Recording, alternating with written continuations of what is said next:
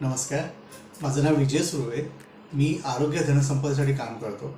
आरोग्य धनसंपदा ही मध्यमवर्गीय लोकांसाठी, खेड्यापाड्यातल्या मराठी माणसाला आरोग्य पॉलिसी कशी असावी, का असावी, कोणासाठी तिचा उपयोग होतो ह्याची माहिती देण्यासाठी आपण हा एक चॅनल चालू केलेलं आहे. आणि स्पेशली अशा लोकांना की जे खरंच आरोग्य पॉलिसी घेऊ शकत आहेत, त्यांची तेवढी ऐपत आहे, पण त्यांना माहिती नसतं की आपण घेऊ शकतो की नाही.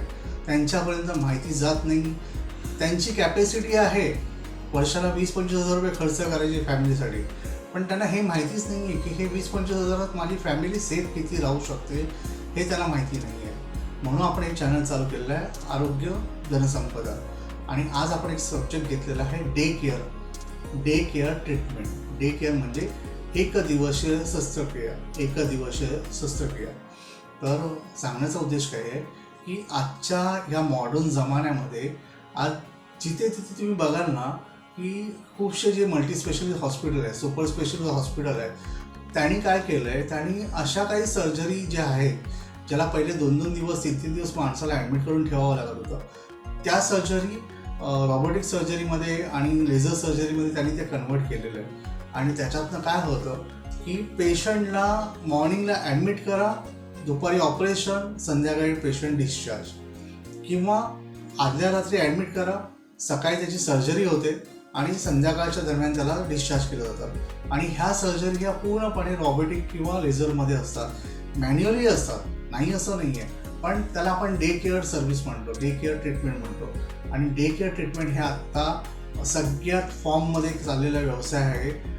सर्जरीमध्ये फॉर्ममध्ये व्यवसाय म्हणतो याचा अर्थ असा गैरसमज धरू नका की ह्याच्यामध्ये लोकांचा पैसा वाचतोय, लोकांचा वेळ वाचतोय, डॉक्टरांना चांगले ट्रीटमेंट करता येते आणि अर्जन्सी बेसिसवर पेशंटला ट्रीटमेंट मिळाल्यामुळे पेशंटचे जे दुखणी आहे त्याचं जे दुखण्याचं प्रमाण आहे ते कमी झालेलं आहे. म्हणून आजकाल डे केअरला खूप डिमांड आले आणि आज प्रत्येकजण हा विचार करतो पॉलिसी घेताना, मेडिकल पॉलिसी घेताना, की माझ्या पॉलिसीमध्ये किती डे केअर आहे, ट्रीटमेंट अवेलेबल आहे. तर माझं सगळ्यांना नम्र विनंती आहे सांगण्याची की तुम्ही जी मेडिकल पॉलिसी घ्याल त्याच्यामध्ये कंपनीने लिहिलेलं असलं पाहिजे ऑल डे केअर ऑपरेटेड, म्हणजे तुमच्याकडे सगळ्या प्रकारच्या डे केअर ट्रीटमेंट होणार आहे. तर अशी जर तुमची LIC मेडिकल पॉलिसी असेल तर तुम्हाला सगळ्यात बेनिफिट ठरते, कारण तुम्ही कुठल्याही चांगल्या सुपर स्पेशल हॉस्पिटलमध्ये गेला तर तुम्हाला तिथे ती चांगली ट्रीटमेंट मिळते. आता डे केअर ट्रीटमेंट होते कशी ते पहिले समजून घ्या. डे केअर ट्रीटमेंट कशी होते, तर एखादा तुम्हाला ऑपरेशन करायचं आहे. जस्ट इमॅजिन करा, आपण सर्वसामान्य लोकांना समजणारं ऑपरेशन म्हणजे मोतीबिंदू असं धरून चाला.